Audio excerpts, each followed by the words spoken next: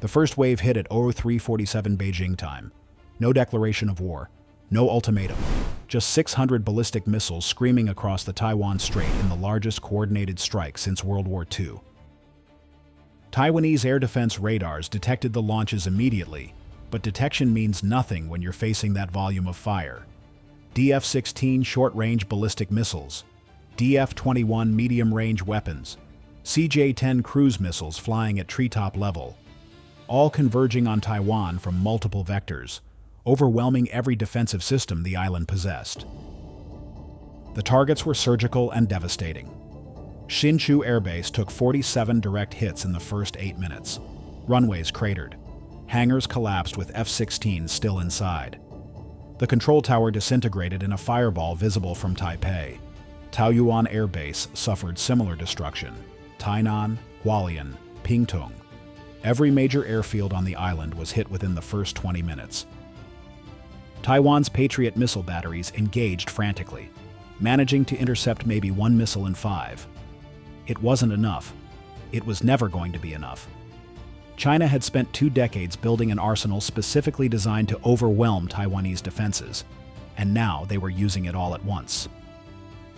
Command and control centers went dark as bunker-buster missiles penetrated hardened facilities. Taiwan's early warning radar stations on mountain peaks were obliterated by precision strikes. Communication towers collapsed. Power substations exploded. Within 30 minutes of the first launch, Taiwan's integrated air defense network had been functionally destroyed. But the missiles were just the opening act. At 04:15, the second phase began. 240 Chinese aircraft crossed into Taiwanese airspace. J-20 stealth fighters eliminating any remaining air defense systems. J-16 strike fighters hitting designated targets. H-6 bombers releasing precision-guided munitions on military installations. The Taiwanese Air Force tried to respond, scrambling the handful of fighters that survived the initial missile barrage. But they were outnumbered 15-1 and operating without ground radar support. 12 Taiwanese F-16s managed to get airborne. 8 were shot down within the first hour. The remaining 4 retreated to emergency highway strips, but Chinese reconnaissance drones were already marking those locations for follow-up strikes. Taiwan's Navy fared no better.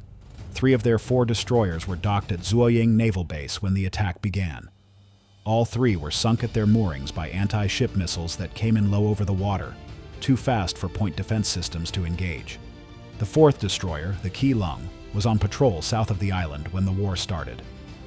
She survived for 6 hours before a Chinese submarine put 2 torpedoes into her hull. She went down with most of her crew still aboard. By sunrise, Taiwan had lost air superiority, naval capability, and integrated command structure. The island was effectively defenseless. And that's when the landing forces began their approach. The first reconnaissance satellites detected them at 0630, the largest amphibious armada since D-Day, over 400 vessels crossing the Taiwan Strait. Type 075 amphibious assault ships carrying attack helicopters and armored vehicles. Type 071 amphibious transport docks packed with Marines. Type 072 landing ships loaded with heavy armor. Civilian ro-ro ferries that had been requisitioned and hastily militarized, carrying troops and supplies. And surrounding them all, a protective screen of destroyers, frigates, and corvettes. The U.S. 7th Fleet was 400 nautical miles away when the invasion began. USS Ronald Reagan Carrier Strike Group was conducting operations in the Philippine Sea. The moment Chinese missiles started flying, the Reagan went to general quarters and began moving toward Taiwan at flank speed. But even at maximum speed, she was hours away. Too far to stop the initial assault. Close enough to trigger the next phase of escalation. At 0720, the first Chinese Marines hit the beaches. 5 primary landing zones along Taiwan's western coast: Taichung, Tainan, Kaohsiung. Simultaneous assaults designed to overwhelm defensive forces before they could concentrate. Z-10 attack helicopters swept ahead of the landing craft, engaging any resistance with rockets and cannon fire. Chinese Marines poured onto the beaches under covering fire from offshore naval guns. Taiwan's ground forces fought back desperately. CM-11 tanks engaged Chinese amphibious armor as it rolled off the landing ships. Anti-tank teams targeted the vulnerable beach landing areas. But Chinese air superiority made any concentration of defensive forces a death sentence. J-16 fighters circled overhead, destroying any armored column that tried to counterattack. Artillery positions were hit by precision-guided munitions within minutes of opening fire. At 09:45, Chinese airborne forces began dropping on strategic objectives inland. Paratroopers from the PLA's 15th Airborne Corps descended on Taoyuan, securing the ruins of the airport and establishing a forward operating base. More drops followed at key highway junctions and bridges. The goal wasn't to hold territory yet. It was to prevent Taiwanese reinforcements from reaching the coast. By noon, China had established 5 beachheads and was pushing inland. The first ZTZ-99A main battle tanks rolled onto Taiwanese soil at 12:30. Heavy armor that would be nearly impossible to stop without air support. Taiwanese forces fell back to prepared defensive positions, but without aerial reconnaissance or close air support, they were fighting blind. The United States faced an impossible decision. The Reagan carrier group was now within striking range of the Taiwan Strait, but entering those waters meant engaging Chinese forces directly. It meant war between nuclear powers. President's National Security Team convened an emergency session. The debate lasted 47 minutes.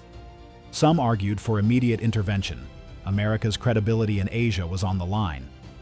Others warned that engaging Chinese forces over Taiwan could escalate to strategic nuclear exchange.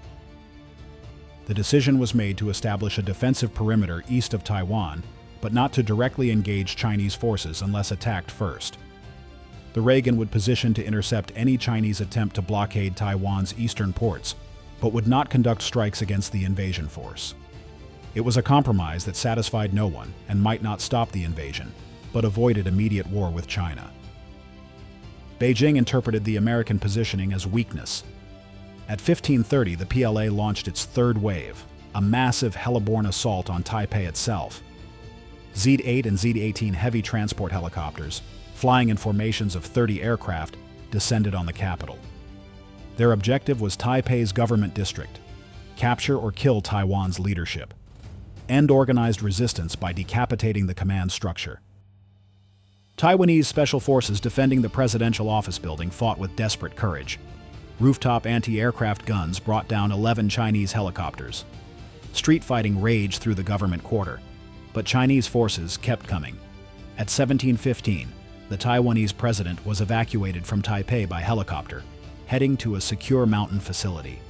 The symbolism was devastating, the government fleeing the capital while Chinese forces secured the city center. Night fell on an island in chaos.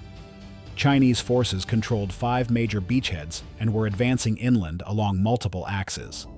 Taipei was partially occupied, with street fighting continuing in several districts. Taiwanese military units, cut off from Central Command, were fighting independently with no coordination and dwindling ammunition. The first Chinese tanks reached the outskirts of Taichung at 21:30, facing sporadic resistance from ad hoc defensive positions. But the invasion was not going entirely to plan. Chinese casualties were far higher than expected. The landing beaches had been more heavily defended than intelligence suggested. Urban combat in Taiwanese cities was consuming troops and time, and the amphibious supply chain was struggling to keep the invasion force equipped. Ships shuttling back and forth across the strait were vulnerable to the few Taiwanese systems still operational. At 23:17, a Taiwanese submarine that had been hiding in deep water off the east coast finally made its move. The ROK's Hai-Hu fired a spread of 4 torpedoes at a Chinese Type 071 amphibious transport dock that was returning to mainland for more troops. 3 torpedoes missed. The 4th struck the ship amidships, blowing a hole 15 meters wide in her hull. She sank in 23 minutes, taking down 200 naval personnel and the vehicle deck equipment. China's response was immediate and brutal. Anti-submarine warfare assets saturated the area. The Hai-Hu tried to slip away in the underwater chaos, but a Chinese helicopter dropped 3 torpedoes in her vicinity. 1 achieved guidance lock. The Taiwanese submarine was destroyed with all hands. Day 2 of the invasion saw the pace slow, but the outcome become inevitable. Chinese forces consolidated their beachheads and began the methodical advance inland. Taiwanese resistance was fierce, but uncoordinated. Individual units fought to the last round, then fell back to new positions. But there was no strategic depth. Taiwan is only 180 kilometers wide at its widest point. There was nowhere to retreat to. At 08:30 on day 2, Chinese forces reached Taiwan's east coast at Hualien, effectively cutting the island in half.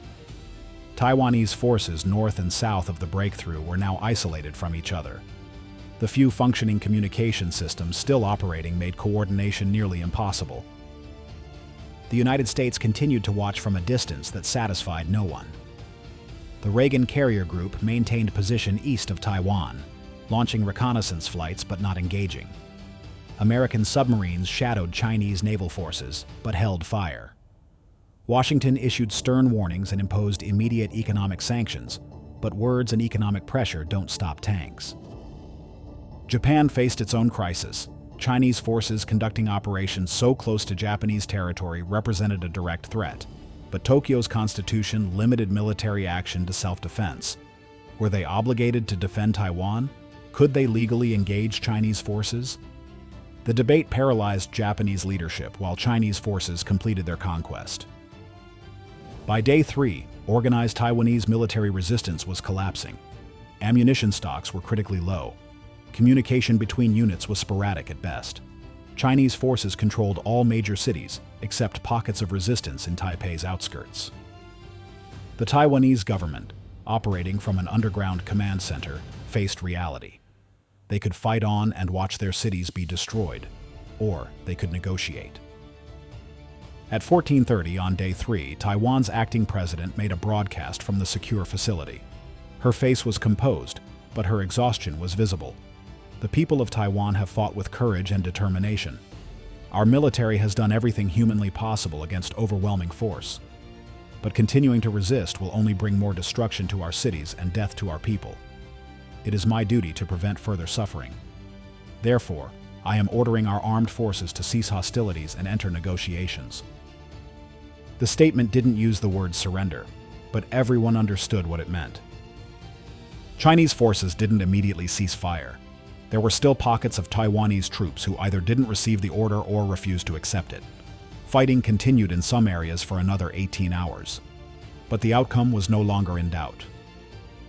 By the morning of day 4, Chinese flags were flying over Taipei's presidential office. PLA vehicles patrolled the streets of Taiwan's major cities.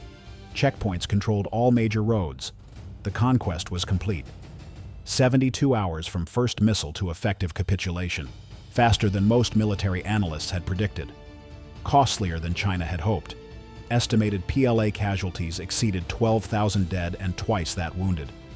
But successful. The world watched in shock and impotence. The United States had failed to prevent the invasion. Japan had stood by. South Korea had offered diplomatic protests, but nothing more. The international community condemned Chinese actions. But condemnation doesn't reverse military facts. The strategic implications were staggering. China had proven it could conduct a large-scale amphibious invasion against a defended target. American military commitment in Asia was now in question. If Washington wouldn't fight for Taiwan, would it really fight for Japan? For South Korea? The balance of power in the Pacific had fundamentally shifted. Economic consequences rippled globally. Taiwan produces over 60% of the world's advanced semiconductors. Those factories were now under Chinese control. Every electronic device, every computer, every smartphone produced anywhere in the world depended on chips that now came from Chinese-controlled territory. Beijing had just gained leverage over the entire global technology sector. In Washington, recriminations began immediately. How had intelligence failed to predict the timing? Why hadn't diplomatic efforts prevented the invasion? Why had military response been so hesitant? But the questions couldn't change the outcome. Taiwan was gone. Chinese forces were consolidating control. And the post-war order that had defined Asia for 70 years had collapsed in 72 hours. The submarine war continued for weeks afterward. American and Chinese subs playing deadly cat-and-mouse games in the Pacific, each side trying to establish dominance without triggering open warfare. Several incidents came close to escalation, but neither side wanted the nuclear exchange that direct conflict might trigger. 3 months after the invasion, Taiwan was formally incorporated into the People's Republic of China as a special administrative region. Taiwanese citizens were offered PRC citizenship. The island's military was disbanded, and Chinese sovereignty over what it had always claimed as a renegade province was finally enforced. The invasion succeeded because China had prepared for decades, had built capabilities specifically for this operation, and had chosen its moment perfectly. Taiwanese defenses, while competent, were simply overwhelmed by the sheer scale of force applied. And American hesitation to risk great power war had allowed China to present the world with a fait accompli. The question that haunts strategic planners in capitals worldwide isn't whether China could take Taiwan. That question was answered.